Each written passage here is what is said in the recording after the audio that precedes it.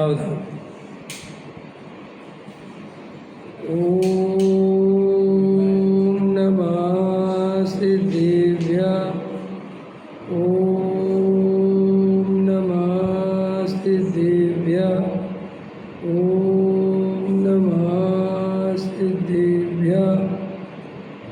निर्मल ज्ञान परेटिया कम कलंक डहेवी अपालत जेड़ परू ते परमा पड़वेवी सब करम मल का नाश कर हर प्राप्त कर निज आत्मा जो दीन निर्मल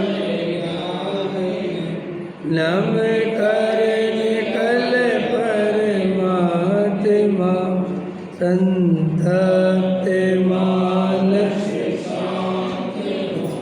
जिनके गुणों के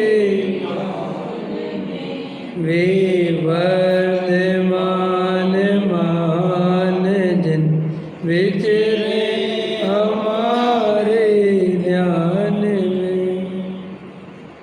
योगसार वचन गाथा नंबर 6। आत्मा के 3 प्रकार पर चर्चा कर रहे हैं आचार्य। देखो पृष्ठ क्रमांक 11। सम्यक दृष्टि चक्रवर्ती 6 खंड का स्वामी 96,000 रानियों के वृंद में पड़ा हो, बाह्य त्याग कुछ भी ना दिखता हो, तो भी उसे अंतर में आत्मा की एकता और राग की भिन्नता अर्थात राग का त्याग बरतता है। वह आत्मा नग्न दिगंबर मुनि होकर 28 मूल गुण पालता हो, चमड़ी निकाल कर खार छिड़के तो भी क्रोध ना करे, परंतु अंतरंग में राग के साथ एकत्व बुद्धि होने से वह आत्मा है। माने राग के साथ एकत्व बुद्धि होना कितना बड़ा अपराध है, ये बात समझने लायक है। माने ये जो राग क्रोध आ गया, मान आ गया, मायाचारी हो गई, लोभ हो गया, ये जो नाना प्रकार के परिणाम होते ना, आचार्य कहते इनसे बंद नहीं होता है। बंद तो उस राग में एकत्व होने से, कर्तृत्व होने से, मैंने किया। समझ में आया कि नहीं आया? और वो अपने को राग रूप अनुभव करने। अभी राग आया ना अंदर, तो क्रोध आया तो मैं क्रोधी हो गया, जबकि मैं क्रोध के काल में भी क्रोधी नहीं होता हूँ, मैं तो ज्ञाता ही रहता हूँ। ऐसी दृष्टि जिसकी अंदर बनी रहती है वो सम्यक दृष्टि होता है। और जो क्षण वर्ती परिणामों में एकत्व ममत्व करता है, अपनापन करता है, आचार्य कहते हैं कि वो बाहर में संयम की साधना करे और खूब निर्णय करे कि क्रोध नहीं करना है, और ऐसा करते करते समझ लो क्रोध नहीं भी करे और साधु भी बन जाए और सब कुछ करे, तो भी श्री गुरु कहते हैं उसके राग में एकत्व बुद्धि होने से वो वह आत्मा ही है। रोग के समय शरीर में प्रतिकूलता थी, अब निरोगिता हो गई। पैसे आदि की अनुकूलता हो गई, अब मैं शांति से धर्म ध्यान करूँगा। आत्मा को छोड़कर रजकड़ से लेकर वैमानिक की बाह्य रिद्धि तक कहीं भी अनुकूलता की कल्पना की जावे तथा प्रतिकूलता के गंज में ठीक ना लगे, उसकी बुद्धि बाह्य में रुकी होने से वह आत्मा है। ठीक है कि नहीं? कैसा समझाते हैं? रोग के समय में प्रतिकूलता थी, अब निरोगता हुई, पैसे आदि की अनुकूलता हो गई, अब मैं शांति से धर्म ध्यान करूँगा। आत्मा को छोड़कर रजकड़ से लेकर वैमानिक की बाह्य रिद्धि तक कहीं भी अनुकूलता की कल्पना की जावे, तब प्रतिकूलता की गंज ठीक ना लगे। देखो इसमें क्या कहते गुरुदेव श्री, बहुत गहरी बात कहते हैं। अपने दिमाग में क्या चलता है सामान्यता कि अनुकूलता बन जाएगी तो मैं धर्म ध्यान करूँगा, थोड़ा पैसा कमा लूँ थोड़ा रुपया पैसा करोड़, अभी साम दाम दंड वेद छल कपट बेईमान, और कई लोग ऐसे हैं जो छल कपट बेईमानी से रुपया पैसा इकट्ठा कर लेते हैं और बाद में मंदिर में आके दान देते हैं और वे धर्मात्मा बन जाते हैं। तो श्री गुरु कहते हैं अगर अपने दिमाग में ये चल रहा है कि थोड़ा समय निकल जाए, पैसा इकट्ठा हो जाए, थोड़ी ये बीमारी दूर हो जाए, थोड़े बच्चे बड़े हो जाए, बस मैं तो फिर पूजा पाठ भक्ति और विधान और पूजा ध्यान में लगूंगा।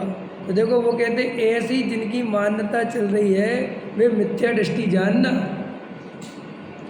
धर्म कल पर नहीं, धर्म आज अभी इसी समय करने योग्य है, चाहे जितनी प्रतिकूलता हो।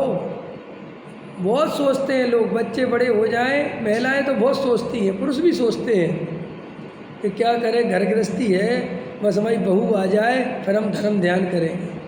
और बहू आ जाती है तो जितना हो रहा है वो और छूट जाता है। क्यों? फिर राग द्वेष का सहाय होने लगती है। तो समझ में आए? तो श्री गुरु क्या कहते हैं कि भैया ये अनुकूलता की चाह छोड़कर जैसी भी परिस्थिति हो उसी परिस्थिति में तुम तो भेद ज्ञान करो, तत्व निर्णय करो तो अंतर आत्मा बन जाओगे। और अगर ये बुद्धि बाहर में रुकी रही, बुद्धि काय में रुकी रही? बाहर के दिमाग में अनुकूलता प्रतिकूलता अनुकूल, अरे जो तो दिल्ली है, अरे साहब गर्मी तो बहुत है साहब, बस थोड़ा मौसम बदल जाए तो फिर हम शांति से धर्म ध्यान करेंगे। अब शरीर है वो तो रोगों का घर है, एक रोग मिटाते हैं तो दूसरा आता है, दूसरा मिटाते तो तीसरा आता है। ऐसा ही ये समाज है, कोई अनुकूल कोई प्रतिकूल, कोई अनुकूल कोई प्रतिकूल, कभी किसी को खुश करो कभी किसी को खुश करो। तो ऐसे तो ये संसार की अनुकूलता बनाते बनाते भाव बीत जाएगा और ये अनुकूलता बनने से रही और मज़ेदार बनते ही समझ में आया कि नहीं आया, फिर कहीं और बुद्धि चली जाती है। रुकता कहाँ है जीव है? पैसा आ जाए तो लोगों को मान घेरने लगता है। पहले लोग ने घेरा था कि पैसा इकट्ठा करो, अब पैसा इकट्ठा हो गया तो क्या घेरता है? वो तो बड़ी दिक्कत है भैया। देखो सम्यक दर्शन प्राप्त करने के लिए हमारे चित्त में एक अलग प्रकार का समर्पण, एक अलग प्रकार की सरलता चाहिए, वरना सम्यक दर्शन नहीं होगा। ये पूजा पाठ भक्ति ये सब करते करते क्रिया कांड करते करते और अंदर छल कपट मायाचार चल रहा है, कभी 3 काल में सम्यक दर्शन नहीं। बहुत ईमानदारी चाहिए, बहुत ज़्यादा। समझ में आया? अंदर बिल्कुल क्रोध मान माया लोभ जो है, इनमें से मान और माया और लोभ, क्रोध तो क्या प्रसंग बसा अनुकूल परिणमन नहीं होता तो क्रोध आता है, बाकी जो मान माया लोभ बिल्कुल अंदर से त्यागने योग्य हैं। चित्त में सरलता चाहिए। नहीं समझ में? अंदर में ऐसी परिणति चल रही है जिनकी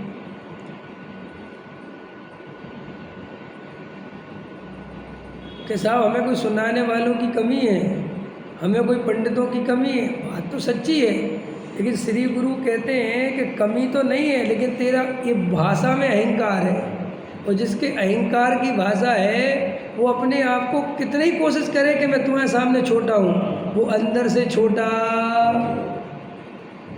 बड़े आदमी जिसको पैसे का रस चढ़ गया वो तुम्हारे सामने कहता तो है मैं कुछ भी नहीं हूँ, लेकिन उसकी भाषा में यही है कि मैं बहुत कुछ हूँ। आया समझ में? क्योंकि जो कुछ नहीं है वो बेचारा कभी कहता ही नहीं कि मैं कुछ नहीं हूँ, वो तो शांति से खड़ा रहता है। आया समझ में? तो देखो जो बाह्य अनुकूलता के लिए मरे जा रहे हैं, मौसम की अनुकूलता, शरीर की अनुकूलता, संजोगों की अनुकूल, हम यहाँ तो ठीक है, अगर हमें सोनागिर में ले चलो तो हम वहाँ बहुत धर्म ध्यान करेंगे। ऐसी जिनकी निमित्त की दृष्टि है वे गारंटी से मिथ्या दृष्टि तो है ही, और अगर वे निमित्त की दृष्टि नहीं तोड़ेंगे तो वे कभी सम्यक दृष्टि हो नहीं सकते। आया समझ में? एक पंडित जी आए तो बोले दिल्ली में रहने वालों को सम्यक दर्शन नहीं हो सकता। तो हमने उनसे पूछा कि दिल्ली वालों को तो नहीं हो सकता, लेकिन आपको तो होगा, और आप आ गए दिल्ली में तो आपका और छूट जाएगा। हमने कहा यहाँ से जाओ फटाफट, आया समझ में? तो निमित्त की दृष्टि। अरे साहब अब कल्पना कुछ भी करो, तुम्हारी मान्यता है उसको बदल तो सकता नहीं। बोले साहब मेट्रो चलती है और जो दिल्ली में चलती है और तुम क्षेत्र में रहते उसका पाप तुम्हें लगता है। सच बता रहा हूँ मैं। हमने कहा हद हो गई, हम क्या। अब बोले जो टैक्स जाता है तुम्हारा उससे जो है वो ऐसा होता है, सरकार हिंसा करती तो उसका पाप। तो भैया हम मर जाए कहाँ चले जाए? ऐसे ऐसे बताते अपने यहाँ पे लोग, एक से एक लोग हैं अपने यहाँ, एक से एक बातें चलती। मतलब मुझे हंसी आती है कि जीवन जीने दोगे कि नहीं जीने दोगे। हाँ कुछ भी कल्पना वो बता दे। जैसे वो ये पूजा होती ना, ये पूजा जैसे इस पर मैंने सब पैर रख लिया, अरे साहब इसी पे शास्त्र रखा और इसी में पैर रख लिया। करते रहो तुम बैठे बैठे, जो तुम्हारे दिमाग में कल्पनाएं करनी करते रहो। अब इसका अंत थोड़ा ही है, कोई अंत नहीं। अब जे जिनवाणी रखी मैंने यहाँ ऐसा रख लिया, बताओ उसी पे ट्योनी टोक, उसी पे जिनवाणी। अब करते रहो भैया, तुम अपने दिमाग में कुछ भी बैठाते रहो भाई। तुम बहुमान के नाम पे तो कुछ भी करो, हम क्या कर सकते हैं? ये तो तुम्हारी अपनी प्रॉब्लम है। तो ऐसे कई लोग आपको मिलेंगे भी इन्हीं कामों में लगे हुए हैं। सामग्री जो है तुमने उस हाथ से छू ली, वो हाथ तुम्हारा वहाँ लग गया, तुम्हारा ये हाथ यहाँ लग गया। अब वो पूजा तो हुई नहीं और वो क्रियाकांड, इसको कहते क्रियाकांड। ये क्रियाकांड सब समझ में आया? क्रियाकांड माने जहाँ भाव दशा तो शून्य है, भावों की तो खबर है नहीं और क्रिया में खींचा तानी चले, उसका नाम है क्रियाकांड। पकड़ में आया कि नहीं आया? पूरे टाइम पूरे टाइम। अब ऐसे जो भगवान उठा देना, ऐसे उठा देना तो वे जो उठवाने वाले होते वे सबसे ज़्यादा परेशान कि ऐसे मत कर देना, ऐसे मत कर देना, ये मत कर देना। चलता कि नहीं चलता? तो श्री गुरु कहते कि अंदर में इसका अंदर की भावों, अंदर के गायक में भावों में मन नहीं लगता। भव्य निहारे अहो आपको, आप निहारे अपनी हो। वास्तव में जिनेंद्र देव के सामने जाकर अपनी ओर निहारना है, अपने को भगवान की ओर निहार निहार के अपनी ओर निहारना, ये भगवान को निहारना है। तो क्रियाकांड से धर्म नहीं होता। तो लोगों को लगता है क्रियाकांड का निषेध करते, क्रियाकांड का निषेध नहीं करते। जो क्रिया ही में बुद्धि पड़ी हुई है, आया समझ में? अनुकूलता, अनुकूलता। तो देखो क्या कहते गुरुदेव श्री, जिनकी ऐसी बाह में बुद्धि रुकी हुई है, देखो कितना गजब का लिया है, एक एक लाइन कर समझने लायक है। उस उनकी बुद्धि बाह में रुकी होने से वे बहिरात्मा हैं। तो आज से नियम लो कि हम निमित्त की दृष्टि नहीं करेंगे। सम्यक दर्शन निमित्त के अधीन। नरकों में जब सम्यक दर्शन होता है, स्वर्गों में सम्यक दर्शन होता है, त्रियंचों को सम्यक दर्शन होता है। तो आज से हम सम्यक दर्शन के लिए कोई भी अनुकूलता की चाह नहीं करेंगे। अपना भेद ज्ञान करेंगे, तत्व निर्णय करेंगे, जिस परिस्थिति में होंगे वो करेंगे। गरीब होंगे तो गरीबी में सही, अमीर होंगे तो अमीरी में सही। नहीं समझ में आया? बूढ़े होंगे तो बुढ़ापे में सही, जवान होंगे तो जवानी में सही, और बचपन होगा तो भी सही। सम्यक दर्शन के लिए प्रतीक्षा नहीं करनी पर द्रव्य की। जिस द्रव्य क्षेत्र काल भाव में है, अगर ईमानदारी से अपन आत्मा की दृष्टि करे तो अपने को सम्यक दर्शन हो जाए और अपन अंतरात्मा बन जाए। देखो क्या कहते हैं, शंका रहित होकर इस भ्रांति अर्थात बहिरात्मा पने को छोड़ दे। अब शंका रहित हो के अर्थ क्या है? गुरुदेव श्री ले रहे ना, शंका रहित होकर अर्थात बहिरात्मा पने। कौन सी शंका? कौन सी शंका? शंकाएं मन में ये चल रही हैं कि भैया अनुकूल निमित्त नहीं मिलेगा तो काम नहीं बनेगा, ये शंका है। मन में ये चल रहा है क्रिया करे बिना सम्यक दर्शन नहीं होगा। भैया शुभ भाव तो करने पड़ेंगे, सब मन उलझा पड़ा है।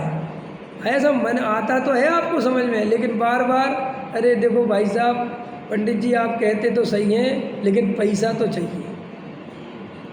तो सम्यक दर्शन अपनी जगह है लेकिन पैसा होना चाहिए। बस ऐसे कहीं ना कहीं वो अटका पड़ा है अपना वीर्य, अपनी वो शक्ति, अपना जो पुरुषार्थ है वो किसी न किसी रूप में निमित्त की दृष्टि करके बैठा हुआ है।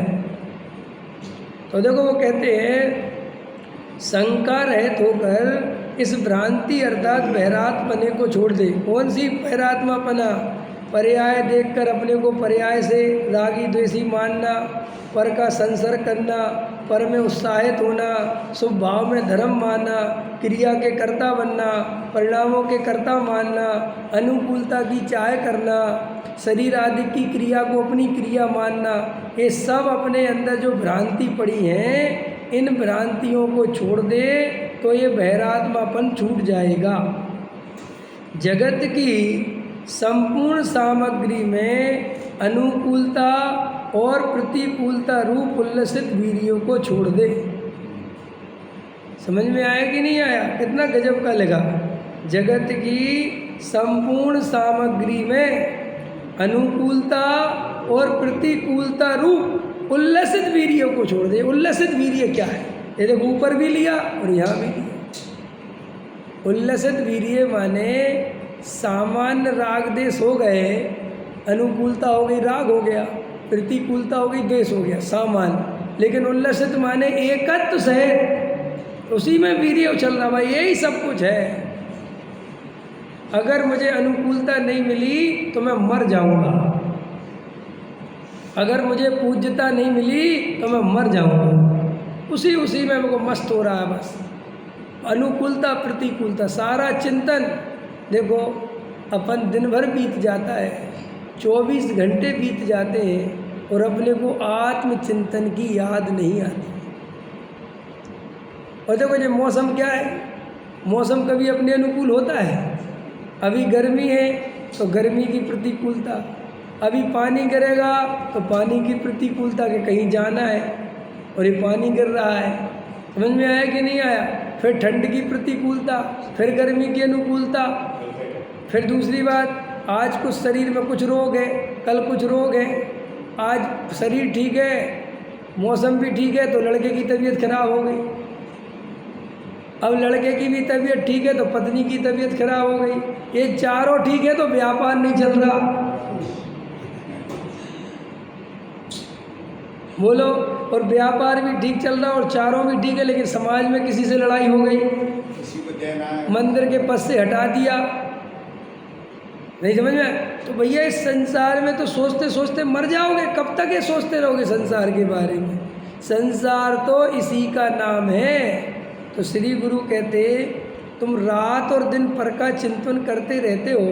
रात में सोते समय भी राग देश, उठते ही राग देश, दिन में राग देश, 24 घंटे राग देश, खाने पीने में अनुकूलता प्रतिकूलता, फिर व्यापार में अनुकूलता प्रतिकूलता, माने राग देश राग देश राग देश राग देश, भविष्य की कल्पना करके राग देश। अंदर में ऐसा भाव नहीं आता, कह रहे ये राग देश कर करके मेरा जीवन बीता जा रहा है। समझ में आया? मेरी मनुष्य पर्याय थोड़े समय की बची है, मुझे अपना आत्म कल्याण कर लेना है, ये नियम लेना चाहिए। और मेरा आत्म कल्याण सच्चे तत्व सुनने से, जिनवाणी पढ़ने से, तत्व विचार आदि करने से, राग द्वेष छोड़ने से ही हो सकता है। और मुझे मंदिर, पूजा पाठ, भक्ति, स्वाध्याय ये केवल आत्म कल्याण की दृष्टि से ही करने हैं। मुझे कोई पद प्रतिष्ठा का लालच नहीं चाहिए। मंदिर आओ तो केवल आत्मा की दृष्टि से आओ। कोशिश करो कि बात ही ना करो किसी से, क्योंकि बात करने से विवाद होता है और विवाद करने से राग द्वेष होता है। आया समझ में कि नहीं? मैं अनुभव करता हूँ, पक्का अनुभव करता हूँ। कुसंग करने से बचो। नहीं समझ में आया? क्या कहा? बहुत सोचता हूँ। अब देखो, तुम लोग धोती पहनते हो ना, ऊपर बदलने गए थे ना, तो मैं नीचे बैठा था। मैंने कहा इतना ध्यान हो जाए सबकी धोती बदल जाए, लेकिन एक की धोती रह ही गई, समझा? और गए ना ऊपर तो कोई ना कोई बात हो ही जाती ना। भाई मंदिर आओ तो कोशिश करो जय जिनेंद्र के अलावा कोई बातचीत हो ही नहीं। सच बता रहा हूँ, मंदिर में एक घर परिवार की बातें करना, समाज की बातें करना, अथवा इधर उधर की बातें करना बहुत बड़ा पाप का बंध होता है। जैसे आप छत पे हो, धोती पे वो पूजा, और तुम्हारा काम धंधा कैसे चल रहा है, तो वो मंदिर का ही परिसर है वो। ये तुम क्या बातें पूछने बैठ गए?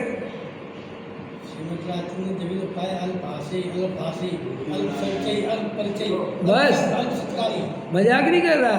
मैंने देखा जितना अपने सामूहिक पूजन में आओ, वो धीरे धीरे राग देश डेवलप होने ही लगती है। कितनी ही कोशिश करो कि नहीं करना, लेकिन वे कोई ना कोई विकल्प, कोई ना कोई बात वो आए दिन होती रहती है। और फिर अपन कोई बीतरागी तो हो नहीं गए, फिर अंदर में अपने को भी कसाई चढ़ती है। समझे? अब लेना एक न लेना दो, आए थे हरि भजन को, होटल लगे कपास।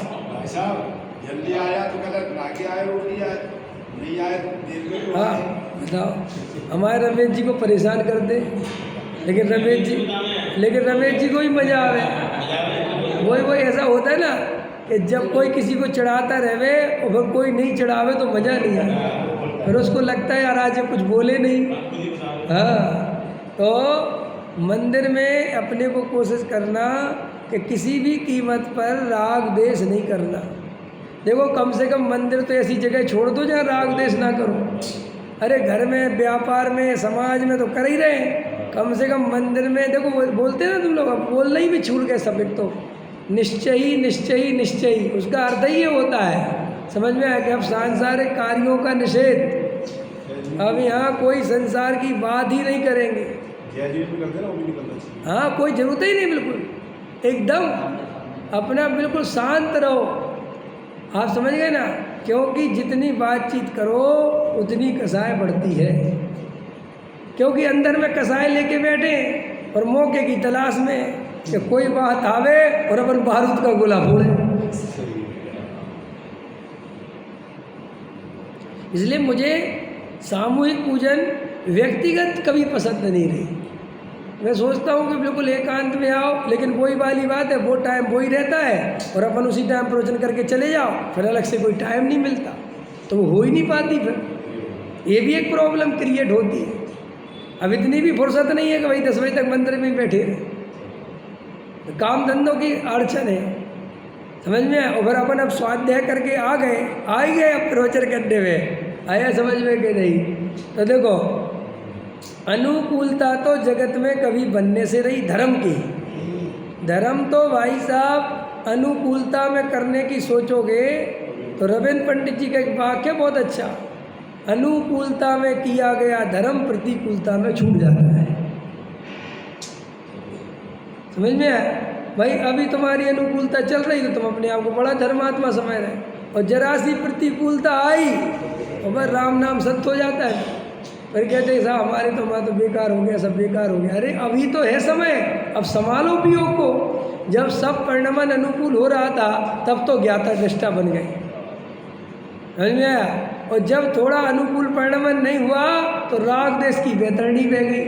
तो आचार्य कहते भैया ये अनुकूलता के पीछे मत पड़ो, शांति से भेद ज्ञान करो, तत्व निर्णय करो, ईमानदारी से आत्मानुभव का प्रयास करो। ये समाज हमारे लिए कुछ नहीं देता और हम समाज के लिए कुछ नहीं देते, केवल राग देश कसाय के अलावा कुछ नहीं मिलता।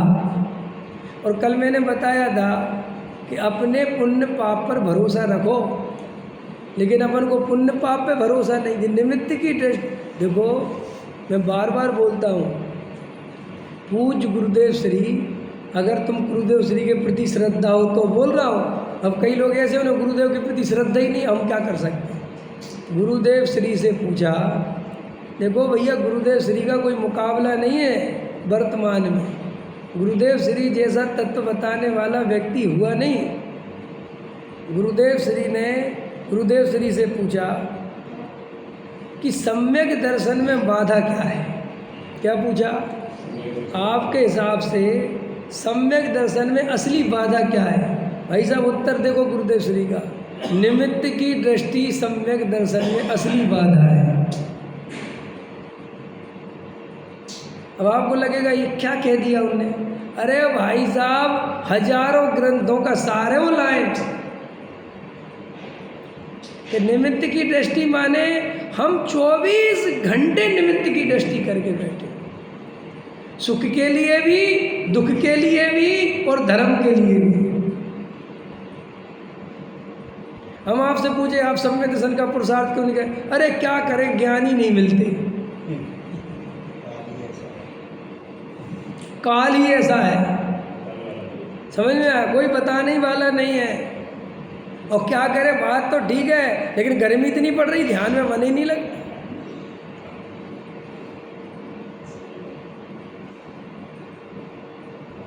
आया समझ में? हर जगह निमित्त निमित्त निमित्त निमित्त। पैसा हो जाएगा तो सुखी हो जाऊंगा, मकान हो जाएगा तो सुखी हो जाऊंगा, अगर समाज वाले मुझे माला पहना देंगे तो सुखी हो जाऊंगा। लगेगा तो मैं तो काय के लिए बता रहा था कि हमें पुण्य पाप पे बिल्कुल भी भरोसा नहीं है। हमें इस पे भरोसा है कि हम सबसे बना के चलेंगे तो ये हमारे काम आएगा, वरना कल अगर इससे अपन बिगाड़ लेंगे तो काम नहीं आएगा। अब इस चक्कर में क्या हो रहा, घनघोर मायाचार चल रहा। वो व्यक्ति बिल्कुल पसंद नहीं है और उससे ज़बरदस्ती जय जिनेंद्र भाई साहब और भाई साहब और बढ़िया हो, अभी मायाचारी चल रही है, त्रियंच गति का बंद हो रहा है। तो साहब क्या करें?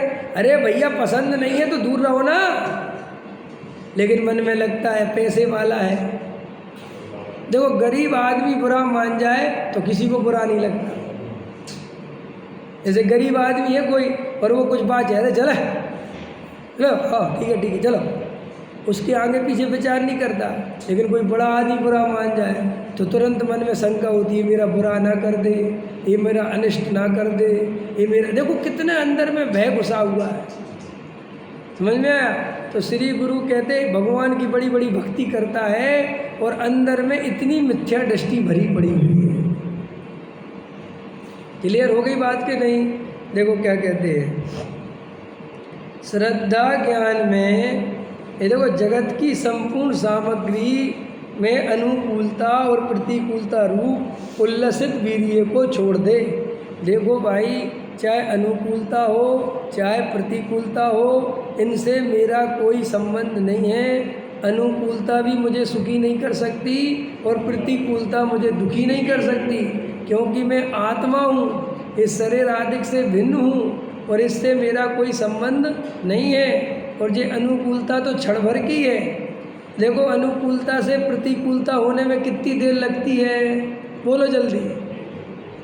अभी देखो कल केस आया ना वो सोनम का, सोनम कौन सी वंशी है वो, सूर्य है रघुवंशी, समझ में आया? अब उस लड़की की आप कहानी देखो, आपको लगेगा कैसा होता है जीव का, कैसी बुद्धि है। मतलब देखो इतने पैसे वाले की वो लड़की और ससुराल भी पैसे वाली, ठीक है, और वो लड़की मंगली और वो लड़का मंगली, और वो करती प्यार किसी से, किससे? नौकर से, जो उसके बाप के यहाँ नौकरी करता, बिल्कुल लेबर क्लास का आदमी है वो। उसकी फ़ोटो देखो तुम, ऐसा लगेगा कि क्या क्या हो रहा है संसार में। बिल्कुल बेचारा वो और उससे प्यार करती। मन में क्या दिमाग चला उसका? पंडितों की, पंडित जी कुंडी पुंडी वाले पंडित होते ना, तो बता देते कि भाई मंगल है तुम्हें, अगर तुम किसी गैर वाले मंगल से शादी कर लोगे तो मर जाएगा। तो उसका उपाय क्या है कि किसी मंगली वाले से शादी हो जाए तुम्हारी। समझ में आया कि नहीं आया? तो फिर मंगल दोष खत्म हो जाए। तो उसके दिमाग में क्या आया कि मंगल वाले से शादी कर लूँगा तो मंगल दोष खत्म हो जाएगा और फिर इसको केस निपटा के इससे शादी कर लूँ। देखो तो बुद्धि, ऐसे सब तुम्हारे अनुकूल परिणमन होने वाला हो, ये संसार सो ही रहा हो। अरे कितनी बुद्धि कमज़ोर है कि तुम जिसको लेके जा रहे हो उसका वहाँ मर्डर कर दोगे, समझ में आया? 3 लोगों से मरवा दोगे और तुम घर वापस आ जाओगे शांति से और तुम्हारी शादी भी हो जाएगी। क्या गजब की बुद्धि है। ऐसा सोच सकते हो? कितनी कॉमन सेंस की बात है। कह रहे भाई दुनिया पूछेगी तो, पुलिस आएगी तो कि भैया मेरा बेटा कहाँ है, कि तुम क्या कहोगे कि मुझे तुम्हारे बेटे के बारे में नहीं पता जी, कहाँ चला गया। ऐसी बुद्धि हो जाती कि नहीं हो जाती बोलो है? और आज के समय में कैसे जीवन है बताओ, कैसी बुद्धि बताओ। उसका मर्डर कराई और वहाँ आके इंदौर में आ गई उसी नौकर के पास है पूरी कहानी, और वो उधर जा रहा, उसके घर भी जा रहा वो नौकर, और उसकी लड़की किसके घर इसको सारी कहानी पता और फिर पता राज खुल रहा तो वहाँ से फिर भागी। क्या जीवन है, क्या नरक बना लिया जीवन। ये सब अपने को लगता है, लेकिन ये सब कर्म बंद के खेल हैं। ये सब ये विनाश काले विपरीत बुद्धि जो लिखी है ना, इसका अर्थ है कि जब जीव का खोटा कर्म का उदय आवे तो उसका विवेक शून्य हो जाता है। इसलिए अपने को भैया ये तत्व ज्ञान मिला है, ये संसार रहने लायक नहीं है। कैसे भी करके सम्यक दर्शन की प्राप्ति में ताकत लगा दो, चाहे गर्मी सहनी पड़े, चाहे गरीबी में रहना पड़ जाए, चाहे भूखा रहना पड़ जाए, और चाहे जो कुछ हो जाए, लेकिन अपनी सारी ताकत सम्यक दर्शन प्राप्त करने में लगा देनी चाहिए। क्योंकि हमारे पास समय ज़्यादा नहीं है, उदय पलटते देर नहीं लगती। आजकल हार्ट फेल हो रहे, एक एक सेकंड लग रहे हैं हार्ट फेल होने में। 1 मिनट में मर जाएंगे, पर्याय छूट जाएगी। ये सब बातें यहीं रखी रह जाएंगी, ये जो अपन होशियार समझ रहे हैं अपने आप को।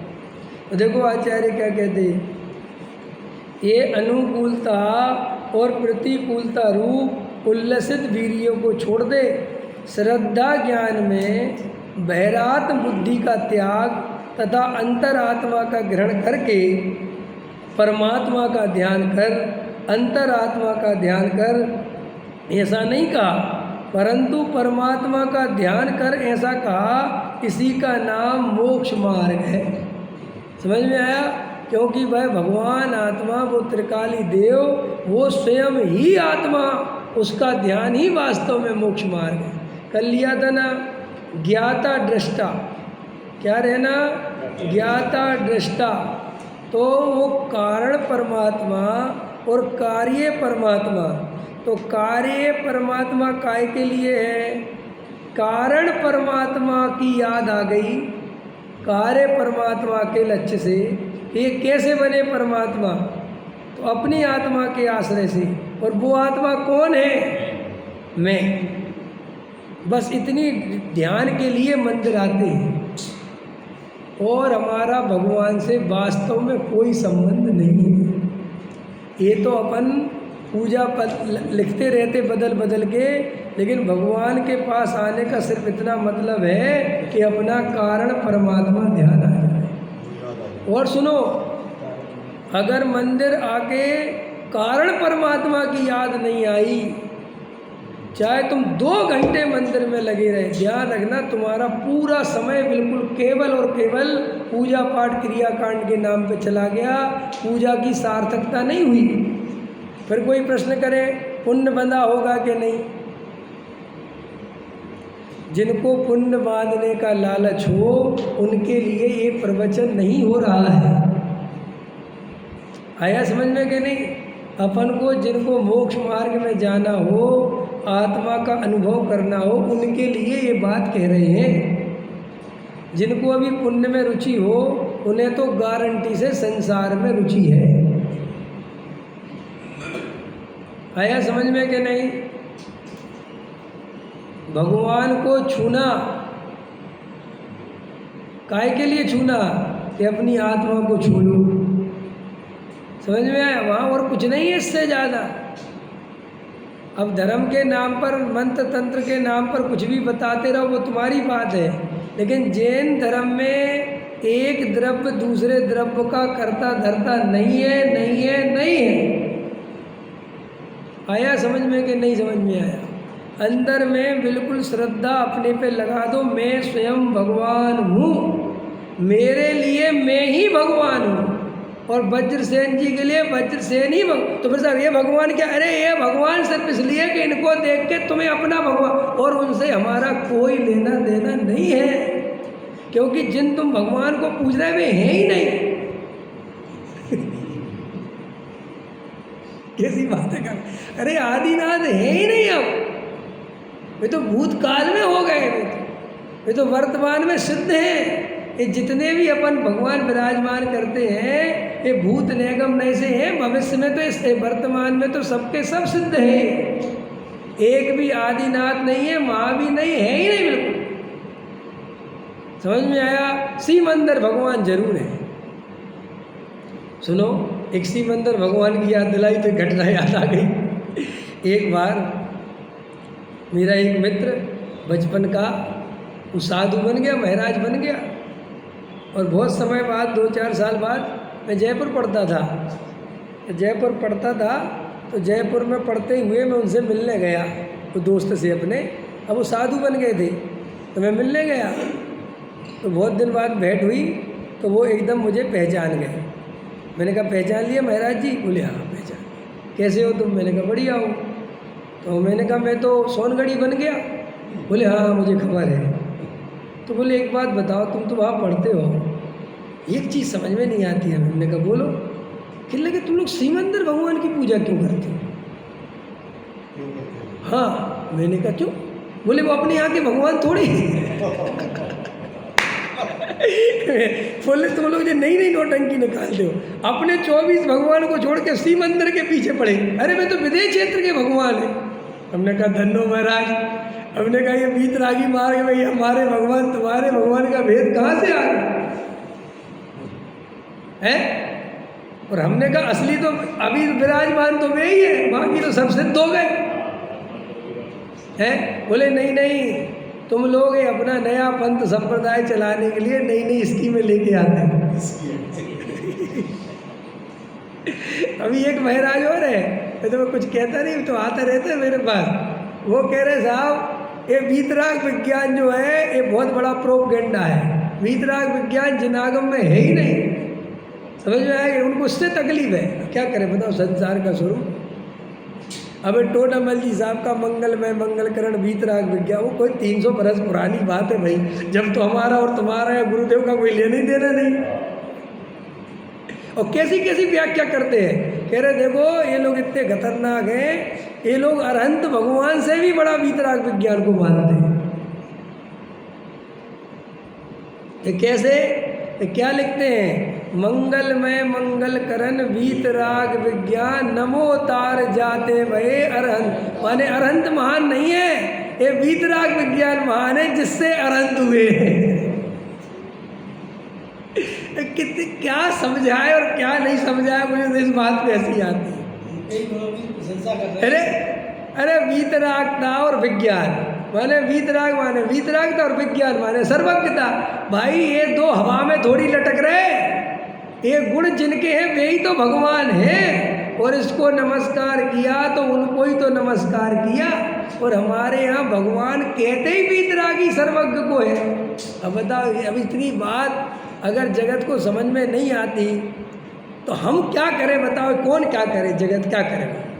अब इससे तो यही समझ में आता है भैया जिसको भैया विरोध करना है या अंदर मिथ्यात्व की गांठ बैठी हुई है उसको तो सब उल्टा ही उल्टा दिखता है। अब बताओ सिमंदर भगवान से ही दिख रहा है, वे कह रहे साहब दूसरे भगवान। लेकिन क्या होता है, ये जहर जिसके अंदर चला जाए फिर उसकी आंखें बंद हो जाती हैं। देखो ना, जिसको व्यवहार की पट्टी बन गई, क्रियाकांड की पट्टी बन गई, वो क्रिया का इतना गुलाम हो जाता है, इतना गुलाम हो जाता है कि पूछो मत। अगर उसे वो क्रिया नहीं मिले तो उसको ऐसा लगता सब बेकार है,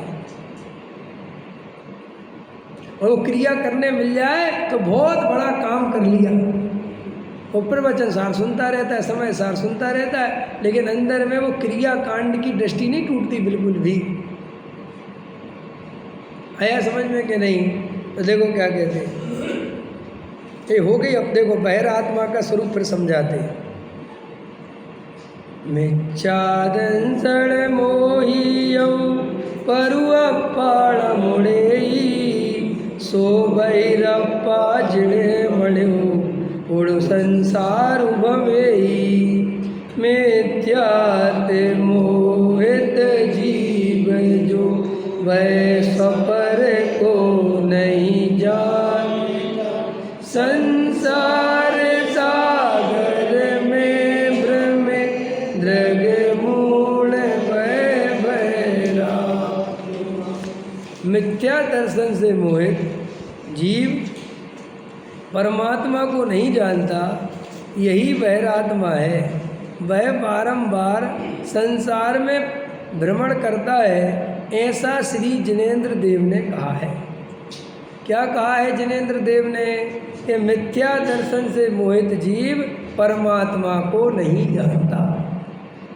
तो मिथ्या दृष्टि जीव परमात्मा को नहीं जानता। क्यों? परमात्मा को तो जानता है, पूजा पाठ भक्ति तो करता है, बिना जाने करता है। ये परमात्मा और मैं एक समान हूँ, मेरा भी स्वरूप ऐसा ही है, ये नहीं जानता। तो जब तक ये नहीं जानता तो परमात्मा को नहीं जानता। ये है जैन दर्शन। और ये बात जगत में कितने लोग जानते, मैं आपसे पूछता हूँ, बताओ। कल मैंने रात की क्लास में बताया था, भैया डॉक्टर साहब कल रात प्रवचन सुन रहा था दोपहर में, तो कह रहे थे तुम्हें अपनी महिमा नहीं आती, जबकि तुम्हें अपनी महिमा बहुत आनी चाहिए कि मुझे जो बात, जो सत्य मेरे हाथ में लग गया है, ये सत्य अच्छे अच्छे बड़े बड़े महाराजों और विद्वानों के हाथ में भी नहीं लगता। साधु बन गए और सर्वज्ञता स्वीकार नहीं हो रही। साधु बन गए और वीतराग विज्ञान का अर्थ समझ में नहीं आ रहा। समझे? ये तो अपना महाभाग है कि अपन को ये बात समझ में आ गई। इसको अपने को कोई छोटा मोटा नहीं समझो। अरे महाभाग्य से अपन को ये सत्य मिल गया है, और ये छोटी मोटी बातों में भव गवाने जैसा नहीं है भाई। जगत जैसी पूजा भक्ति करता है, अगर तुम वैसी ही करते रहे तो तुमने पूजा भक्ति का स्वरूप नहीं समझा। आया समझ में कि नहीं? हाँ, अंदर में निर्णय होना चाहिए, जड़ की क्रिया से धर्म नहीं होता। ये तो सब परंपराएं हैं, सब इनसे धर्म का कोई संबंध नहीं है। सामग्री चढ़ाने से धर्म का कोई संबंध नहीं है। तो फिर क्यों चढ़ाते हो? बताओ बताओ भैया, थोड़ा क्रांतिकारी बोल देते हैं। बताओ फिर सामग्री क्यों चढ़ाते हैं? बस तुम्हारी कमजोरी है कि तुम्हारा मन बहुत भटकता है, इसलिए वो उन्होंने तुम्हें समझा दिया, पकड़ा दिया कि भैया लगे रहो तुम यहाँ। न तुम कब दुकान पे चले जाओगे, कब मकान पे चले जाओगे, कब घर गृहस्थी में घुस जाओगे। उन्होंने कहा भैया इसकी जगह इसलिए काम दे दो बेचारे को कि जल, चंदन, अक्षत, पुष्प, नैवेद्य, दीप चढ़ाओ क्रम से, और छंद के बाद चढ़ाओ, और बोल बोल के चढ़ाओ ताकि लगा रहे आप। न पूजा तो मौन की है, यहाँ पल पल में होती है पूजा, सर झुकाने की फुर्सत नहीं है। समझ में आएगी नहीं? असली पूजा तो ये है। ये सब बाहरी अवलंबन जितने ज़्यादा जो जीव लेता है वो पुरुषार्थ का लक्षण नहीं है, वो कमजोरी का लक्षण है। एक आदमी को सामग्री भी चाहिए, जिनवाणी भी चाहिए, 4 आदमी साथ में बोलने वाले चाहिए, तो ये पुरुषार्थ का लक्षण नहीं है, ये कमजोरी का लक्षण है। फिर और आगे बढ़ो कि हमें वो नागिन वाली धुन भी चाहिए, थोड़ा म्यूजिक भी चाहिए। हाँ, और कई लोग और खतरनाक चांदी के चवर चाहिए, और कई लोग वो आजकल सामग्री में वो मोती मोती ले आते चढ़ाने के लिए, है ना, चांदी के फूल ले आते हैं। वे सोचते हैं कि हमारी भगवान के प्रति बहुत भक्ति है। ये भक्ति भक्ति नहीं है, इससे भक्ति का क्या लेना देना है सब व्यर्थ की बातों से। अरे जब तुम्हारा भगवान ही वीतरागी है भाई, रागी के पास भेंट लेके जाओ तो रागी खुश हो गए, वीतरागी के पास भेंट लेके जाओ तो वीतरागी कैसे खुश हो सकता है? देखो वो पढ़ते वो वाला हो, वीत राग भेटो अवे मेटो राग कुटे, विनय पाठ में है ना, वीत राग भेटो। हे भगवान, मैं तो वीत रागता की भेंट दो मेरे को, तो मैं तो ये लाया हूँ, और राग कुटे वे राग हर लो। है मेटो मेटो जी संकट हमारा। भेंटो माने भेंट, माने वीतरागता की भेंट, और मेटो माने राग का हरण करो। हे जिनेंद्र देव, वीतरागता की भेंट हो और राग का अभाव हो, भाई ये उसका काम है। अब लेकिन लोगों की अपनी अपनी मान्यताएं, सोने के कलर, अब वहाँ चोरी हो गई अभी जहाजपुर में, करोड़ों की मिल तो गया, तो मिल गया तो माता जी कह रही बहुत बड़ी गलती हो गई कि ये हमने सोने चांदी रख दी, अब सब हटाओ। अब नहीं चाहिए सोना चांदी, सोने की झाड़ी, सोने का कलसा, सोने का ये, सोने पता नहीं कौन कौन है, नई नई दिमाग लेके आता रहता है, मैं तो समझ में नहीं आता। वो 3 लोग के नाते हुए, 3 लोग के नाते हुए, 3 अजब गजब की बात है। कौन से शास्त्र में लिखा कि 3 लोग के नाथ है? कि नहीं साहब वो रत्न के कलसा लेके आता है 100 धर्मिंद। अरे भैया 100 धर्मिंद से तुम काय को अपना कंपेरिजन कर रहे हो? 100 धर्मिंद को तुम्हारी तरह मायाचारी करके चोरी वोरी का डर नहीं होता, उसके रत्न कलश कोई ले जाएगा, और उसके लिए तुम्हारी तरह चंदा इकट्ठा नहीं करना पड़ता है। नहीं समझ में आया?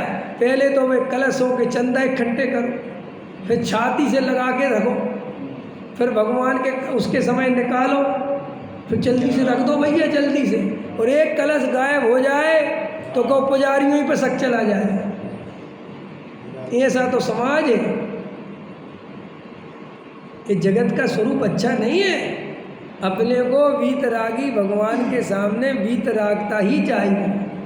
तो कम से कम अवलंबन हो। जो व्यक्ति समूह से हटकर एकांत में जिसकी पूजा में ज़्यादा मन लगता है वो ज़्यादा पुजारी है, वो भगवान। आया समझ में? अपने को तो भगवान और अपने बीच में कोई दूसरा रहे ही नहीं।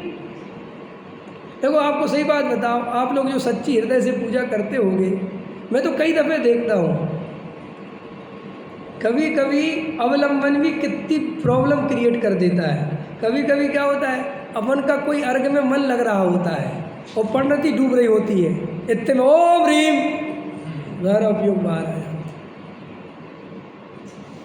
इसलिए अपनी पूजा कभी कभी करा करो जिसमें तुम्हारी ओम ह्रीम तुम्हारे ही हाथ में हो। मन करा तो बोली, नहीं करा तो कोई बात नहीं। हमें तो वेद ज्ञान करना है, तत्व निर्णय करना है, आत्मानुभव करना है, ये ही भगवान की सच्ची पूजा है। देखो क्या कहते हैं, मिथ्या दृष्टि जीव परमात्मा को नहीं पहचानता, स्वपर का विभाग नहीं जानता। समझ में आया? देखो क्या कहते हैं, अब गुरुदेव श्री खुलासा कर रहे हैं ना, मिथ्या दर्शन से मोहित हुआ जीव राग को, पुण्य पाप को, उनके फल को अपना स्वरूप मानता है। पाप के फल में दुखी हूँ।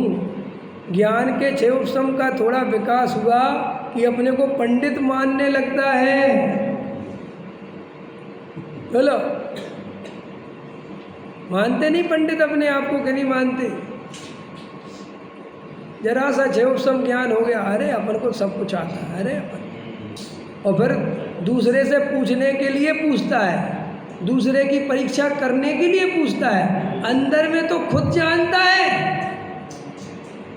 और कोई थोड़ा नया उत्तर मिल जाए तो फिर और जानबूझ के पूछता है, और वो सामने वाला नहीं बता पाए अथवा बताए, ऐसा नहीं है इसका उत्तर। अच्छा तो कैसा है? ऐसा। अरे तो भैया तुझे पता था तो मुझे सीधा ही बता देता कि मुझे ऐसी बात समझी, आपको पता है मैं बताता हूँ, सीधी बताता अगर बताने की भी बात थी तो। लेकिन नहीं, पहले सामने वाले को नीचा दिखाएगा, फिर अपने को ऊंचा दिखाएगा, फिर वो बात बताएगा। समझ में आया? ऐसा भाव अच्छा भाव नहीं है, ऐसी परिणति अच्छी परिणति नहीं है। देखो मैं 1000 दफ़े कह चुका, अनर्थ दंड का पाप सम्यक दर्शन में बाधक है। ये सब अनर्थ दंड के पाप है, व्यर्थ के पाप है, जिनकी तुम्हें कोई जरूरत नहीं है। देखो व्यापार तो करना पड़ता है, रोटी खानी पड़ती है, शरीर की अनुकूलता प्रतिकूलता लगती, भैया गर्मी लग रही तो पंखा चला लिया, लेकिन मायाचारी करना अनिवार्य नहीं है। किसी को नीचा दिखाना ये आत्मा की जरूरत नहीं है बिल्कुल भी। ये तो अपन मजाक करते रहते, दूसरे को नीचा दिखाते रहते, किसी पे कमेंट्स करना, टोंट करना, ये बिल्कुल अच्छी परिणति नहीं है। एक आत्मार्थी की ऐसी परिणति होनी ही नहीं चाहिए। मजाक में भी किसी का दिल नहीं दुखाना, अगर उसका दिल दुखता है तो। अगर तुम्हें पता चल जाए कि यार ऐसा मैं बोलता हूँ उसको तकलीफ़ होती है, भैया आज से नहीं बोलेंगे, क्योंकि तुम अपने मनोरंजन के लिए संगी पंचेंद्री मनुष्य उसका दिल दुखाते हो, उसके परिणाम विकृत करते हो, तो वो किसी जीव को मारने से कम पाप नहीं है।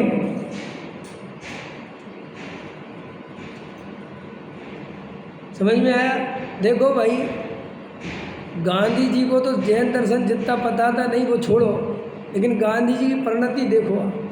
गांधी जी खुद बैरिस्टर बन के आए, और जब वो देश के भ्रमण पे निकले और जब चंपारण पहुँचे वो बिहार की एक जगह, और वहाँ पर लोगों के तन पे कपड़े नहीं देखे, और बेचारी महिलाओं के पास कपड़े नहीं, पुरुषों के पास कपड़े नहीं, फटे पुराने जरा जरा से, समझ लो इतनी पैरों के ऊपर के, और इतने बस, और कपड़े ही नहीं बेचारे, वो धूप में काम कर रहे हैं, वो नील की खेती। तो गांधी जी ने देखा कि अपने देश की जी कैसी हालत है। अरे बोले साहब, सारा देश ही ऐसा है, ये अंग्रेजों की ऐसी गुलामी। अरे रे रे रे, इतने दुखी हुए, इतने अंदर से मन खेत खिन्न हो गया। उसी दिन से कोट सूट पहने थे वो वहीं त्याग दिया कि अब जब तक मेरा देश कपड़े नहीं पहन लेगा तब तक मैं भी पूरा तन नहीं ढकूंगा। समझ में आया कि नहीं आया?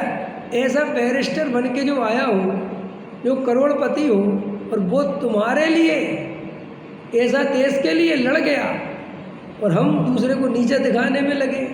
हम पैसे की गर्मी दिखा रहे हैं और हम संवेदन ले सकते हैं।